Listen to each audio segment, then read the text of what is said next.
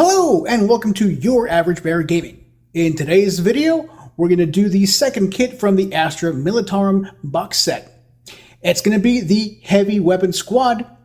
If you're curious to see how I can make this job quick, easy, and still pretty decent looking, you know what to do. Roll it.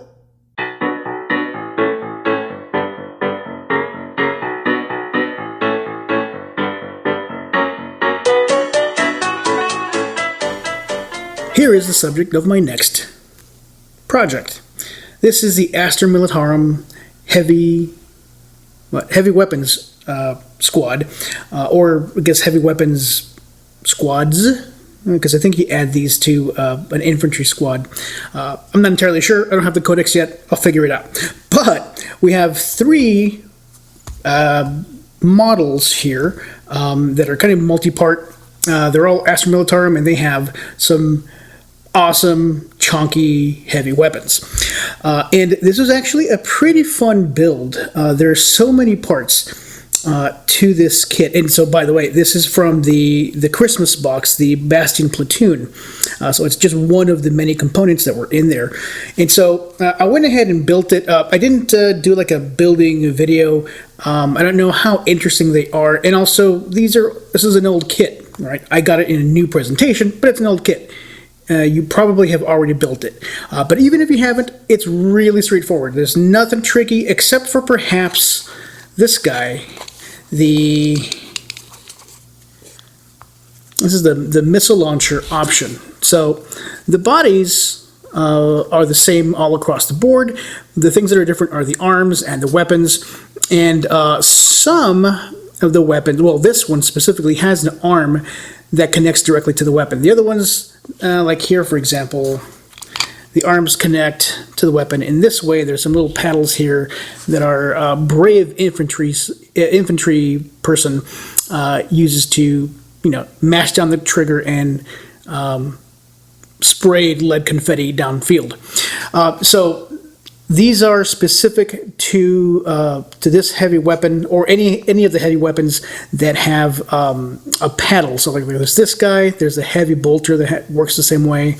And so some of these arms are specific to the heavy weapon. And here, for example, this infantry person has his left hand is a specific hand that only goes to the missile launcher.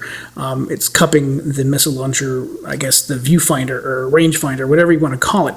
But other than that, you've got a ton of pieces, and you have some freedom to kind of pose your dudes in any way that you see fit. I mean, there's not a ton of variety.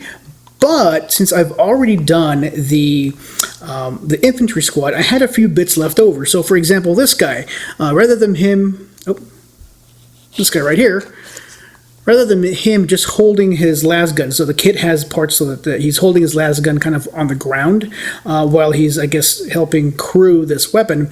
I went ahead and equipped his las gun. Or las rifle, I think it's las gun. I equipped his las gun, but he didn't have the arms to allow him to hold the las gun like that, so I took a piece from my leftovers, the bits from the infantry squad, and so now he's got the mortar person's back. Oh, and you know what? The mortar person is missing. I thought he had binoculars. All right, I'll find that piece. So in his hand should be some binoculars. And anyway, so these are the weapons that I chose. The other thing that I probably should talk about is magnetization. It is technically possible to magnetize these models, right? So any heavy weapons, I don't know, detachment, whatever you want to call it, group, team, they can use a variety of heavy weapons. And so what I don't have pictured here is a heavy bolter. There's a las cannon as well, so you can kind of swap them out. The thing is, though, that in order to magnetize, you'd have to change a lot of stuff. So, you'd have to magnetize this armor panel to the gun, so you can use this between the heavy bolter, the las cannon, and this, which is, I think it's the auto cannon. So you can swap that out, but then you'd also have to swap out like the arm attachments. In one situation, the crew member is on the other side. So if you wanted to magnetize this kit, you'd have to use a ton of magnets, and you'd have to get really creative. So it's technically possible, but it's really not worth the effort, at least for me. Maybe for you because you love magnetizing. So my approach here is, rather than attempt to magnetize, I just decided, I went in and I thought about what is the role that my infantry squad is going to perform, right? So I didn't choose the last cannon because my infantry squad, they're not going to be tank hunters. I didn't use a heavy bolter because I wanted something with a bit more damage, a bit more armor penetration. So I went for volume and I went for damage. And in this case, it's got neither, but this has indirect line of sight. So it can shoot anywhere in its range. It doesn't have to see it, so it's behind cover. It's good for attacking soft targets. So I chose this one only for that, intending either to not use it or only use it in very specific situations. The last cannon's great. This is not going to be a tank hunter squad, and the heavy bolter looks amazing. It's really cool, but it doesn't have enough damage. So if these guys have to repel, so I'm going to use them to like hold down objectives. If they're being rushed by an enemy squad, these guys aren't going to go toe-to-toe with an elite squad. But they're also going to be facing down like mobs of tougher targets. So maybe some Space Marines, maybe some Orcs or whatever. And so I do want whatever shots we manage to get downrange, I want them to matter. So I want them to have good armor penetration, and I want them to cause some decent damage. And that's this guy. The heavy bolter puts a lot of lead downstream, but it's kind of underwhelming. This is the guy for hordes. And this guy, if we do have a horde, I could use a frag missile as opposed to a crack missile. Otherwise, it's crack missile all day. So the bit also includes a bunch of little doohickeys. This is just a sampling. Now, there's not a ton of variety, but so there's 3 heavy weapon squads in the box. So there's a lot of las guns. There's a lot of these little backpacks, which I think are going to be really fun to paint. There's for each of these bases, there's one of these sandbag deals with a knife sticking through them, which I think is awesome.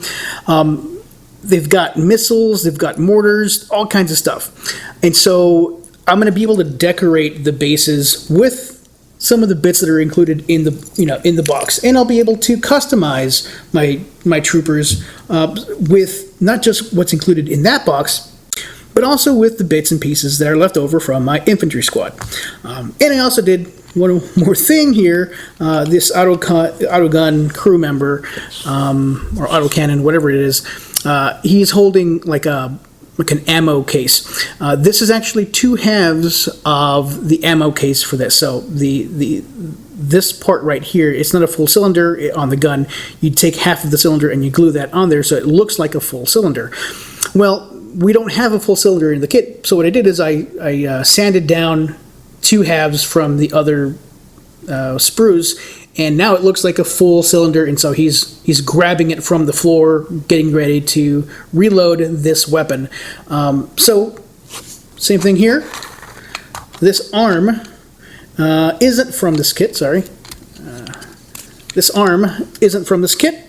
This arm is from the infantry squad, and I'm including it because, again, it's, I didn't want to use the basic here. I'm holding my last gun on the floor.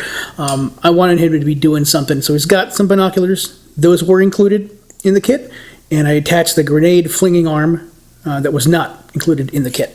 So it's a pretty, I don't want to say unique, but it's mine. It's got my flavor. So these guys are ready for a prime. So I'm going to do that, and I'll be right back. Here's my heavy weapon squad. And I've primed them with my usual uniform gray. And I did a little zenithal priming. I've tried this a couple of times, but I haven't been very successful to get the zenithal priming to kind of show up on the final model. And I think it's because up till now I've mostly done Death Watch Marines, which are black.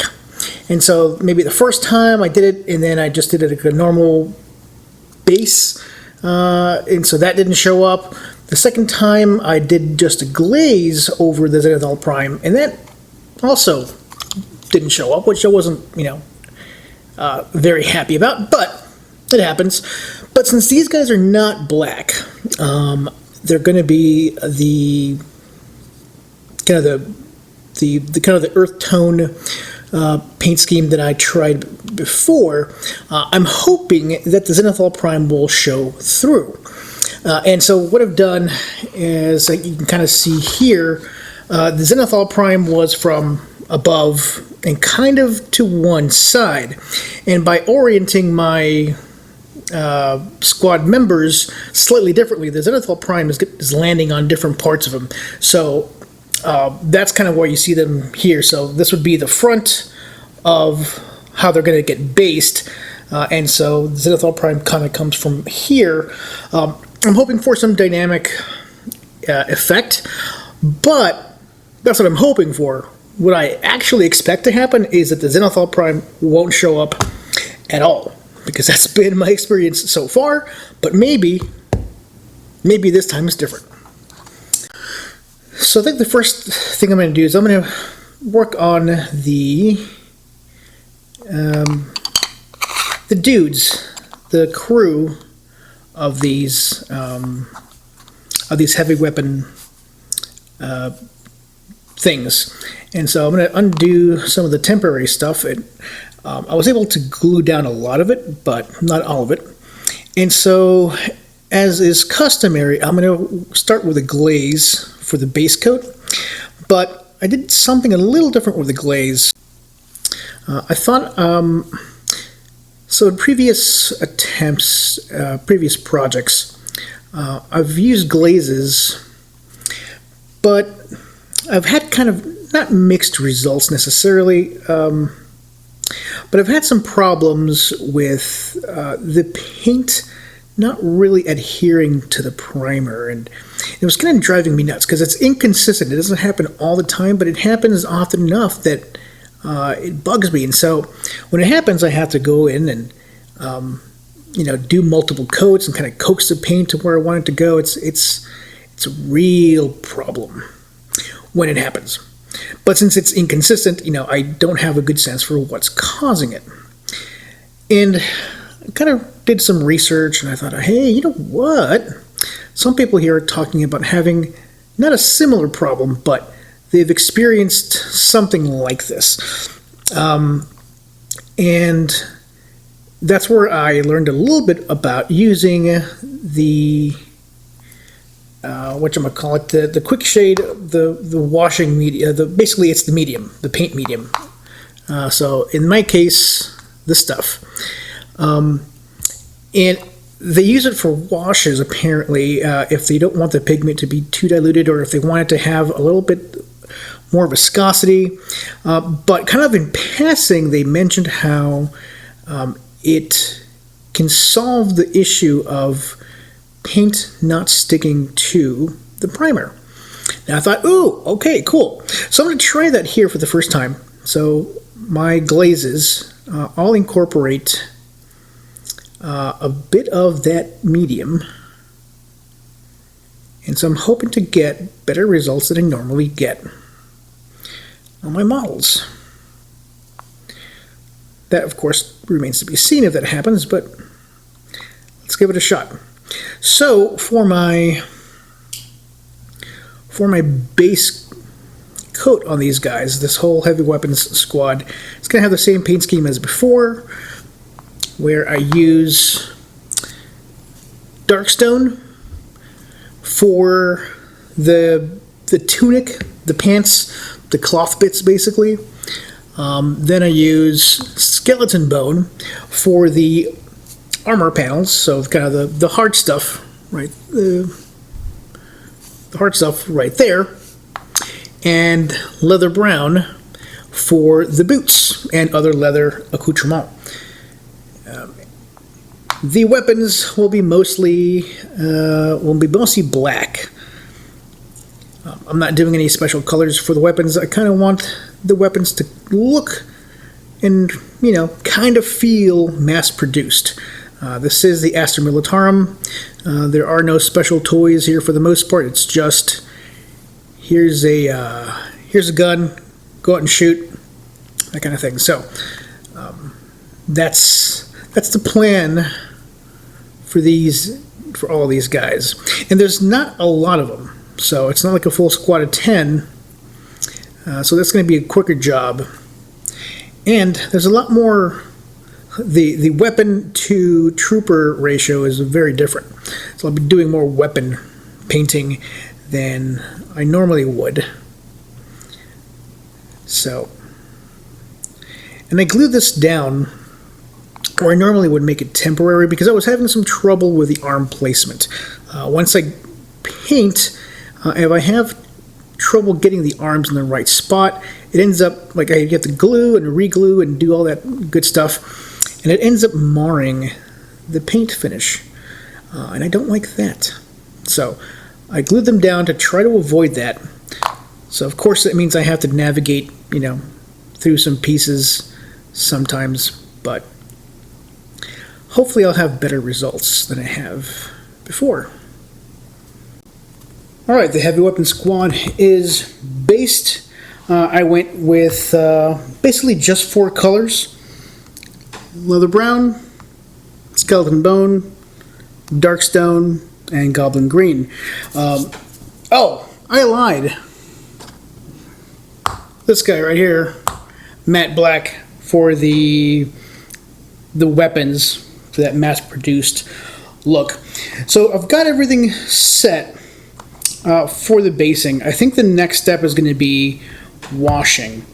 And for the wash, I'm going to go with basically just supplement the color that's already there. So, for example, here,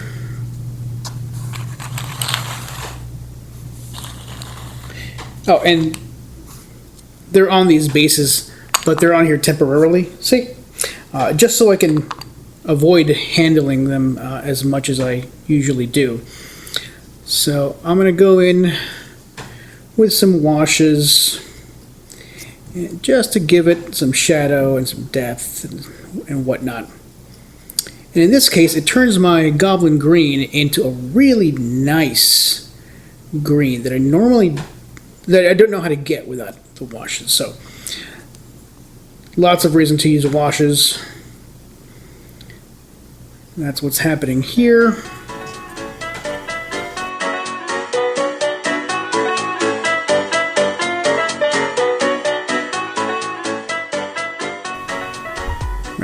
Figured I'd give you a closer idea of what the wash is going to do to this green metal part.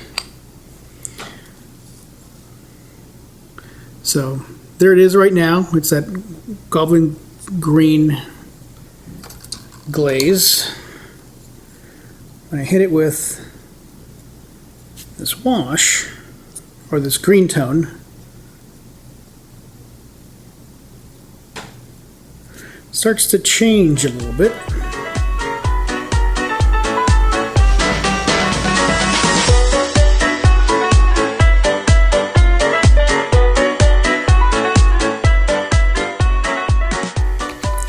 So all the green parts are washed. They look pretty decent. I kind of like the way they look. Oh, I missed the hand grenade. That's okay. Everything else is done. I especially liked these little metal stands. Obviously, they're not going to stay all green. I'll probably add some metallic elements to this. But once the washing element is done. So my next step to... okay, it's okay. Oh no! Okay, let me try this again. Alright, all the washing is done on these models. Well, sorry, for the green elements of the model, the washing is done. Those parts look pretty nice. I especially like the way these armor panels look. And on these bipods, they're all green right now. Obviously, they're not going to stay green. I'll add some metallic elements, but once all the washing is taken care of. So the next piece is to add some shadows to the tunic, the cloth elements on this uniform. And to accomplish that, I'm going to use this dark tone wash. Yeah, I know, easy mode, but whatevs.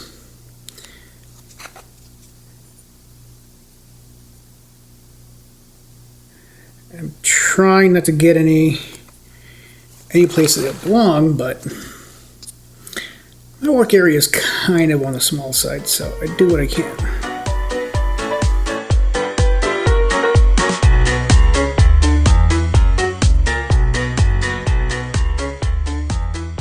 That's what it looks like with a little wash. It's going to dry, and let's see what it looks like when that happens.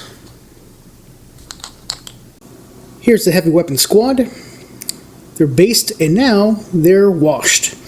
So over the base I applied one of two washes. These two guys.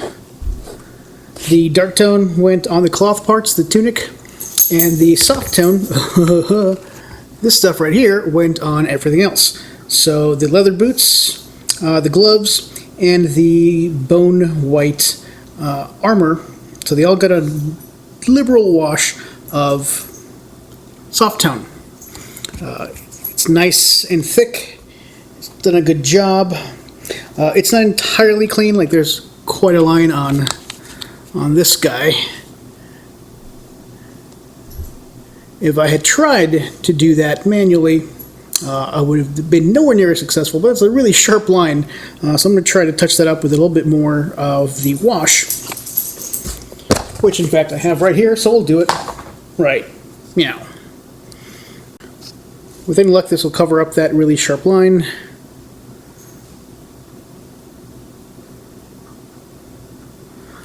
Well, kind of didn't.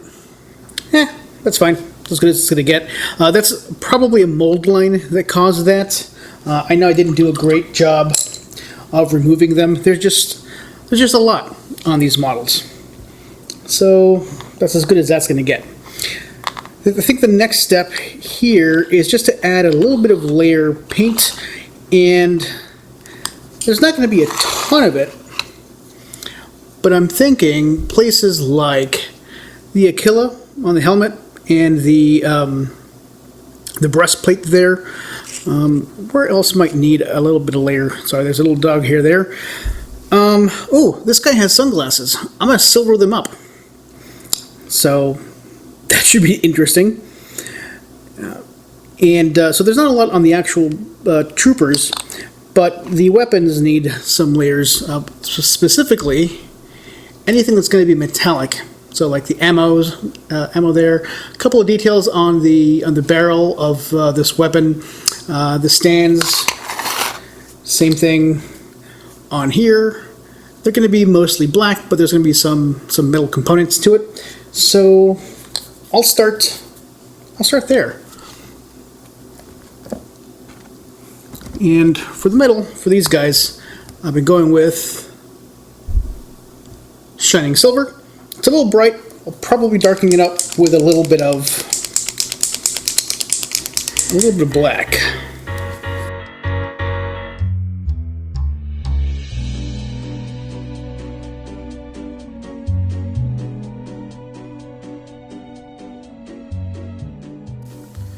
So here's where we are with the metallics, the layer paints added, and I went ahead and added the washes as well.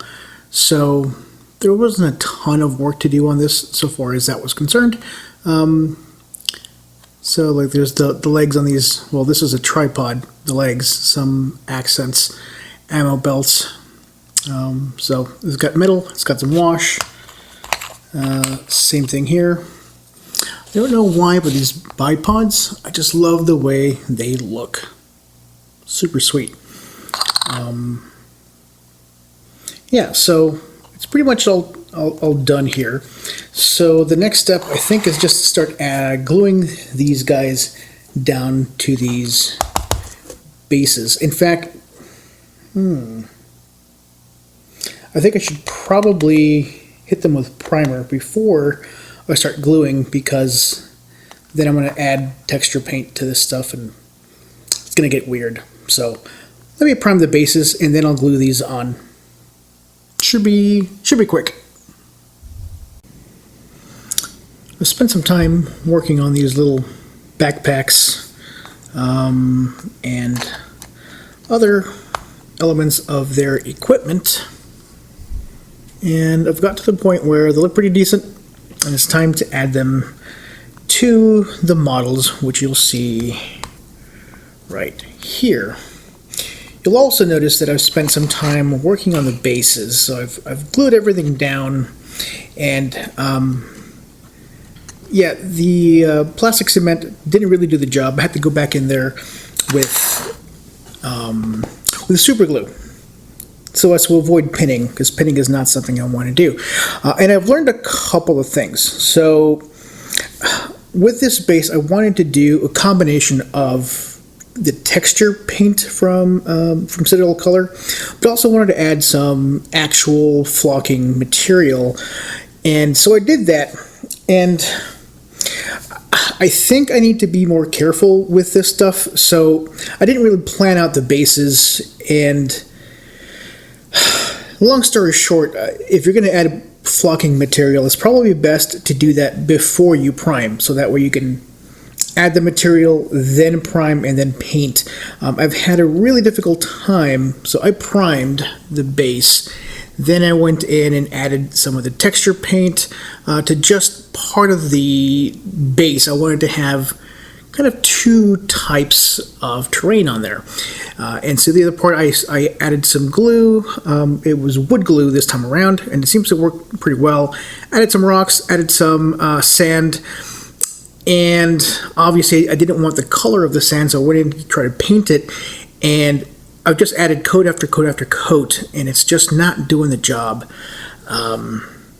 So I'm not really happy about how these are turning out. I'm going to have to keep working on them, but rather than spend more time doing that, so I want to, add a bit more paint, do some dry brushing, add a bit more texture.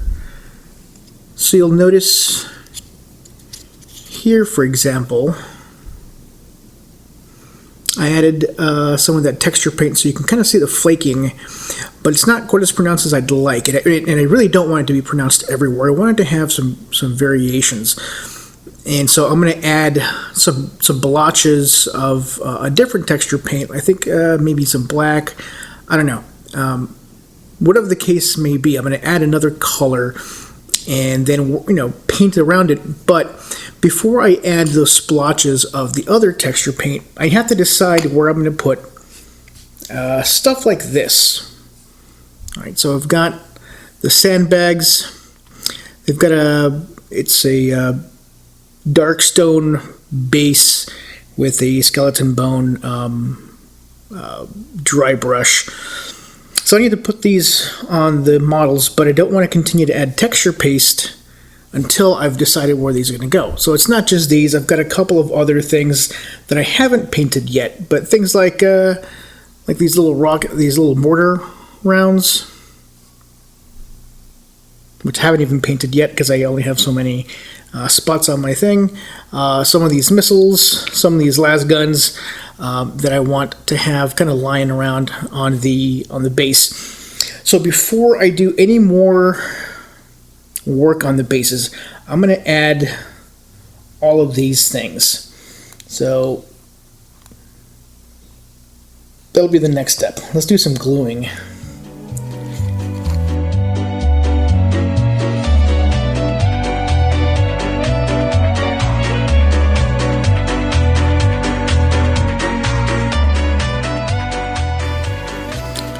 And now that the dry brushing is done, I mean, doesn't look great, but it looks better. I just hope that Jay from Eons of Battle never sees my bases, because he would be so disappointed. It's one of the YouTubers that I follow, and he has great advice on painting and modeling and crafting, that kind of stuff. And his big deal is, you know, base your minis. It is not my strong suit. But I'm trying, Jay. I'm trying. My Cadian Heavy Weapons squad is all done, finally. It took a long time to build, I guess, relative to the number of models. And really, it's not even the models themselves, it's the basing.